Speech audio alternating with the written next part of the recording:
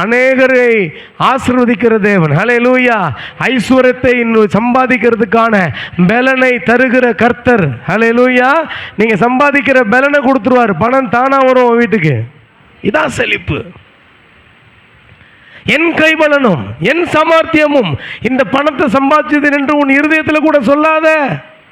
சம்பாதிக்கிற பலனை கொடுக்கிறவர் நான் தான். எப்படின்னா, ஆபிரகாம், ஈசாக்கு, யாக்கோபுக்கு நான் ஒரு ஆசீர்வாதத்தை உடன்படிக்கை பண்ணேன். அவங்கள ஆசீர்வதிக்கணுன்றனால உன்னையும் ஆசீர்வதிக்கிறேன்றார். கைத்தட்டுங்க ஆண்டவருக்கு.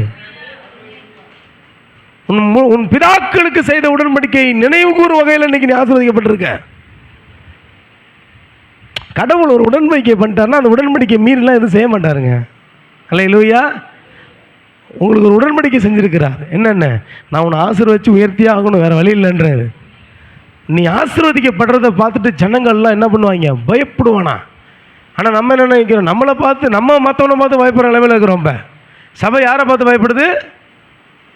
உபாகமம் 28 ஆசீர்வாதம் இருக்குது, நிறைய ஆசீர்வாதம் இருக்குது. அதில் ஒரு ஆசீர்வாதம் என்னது? உன்னை கண்டு பயந்து நடுங்குவார்கள். வாசி அந்த வசனத்தை. 6ஆம் வசனமா?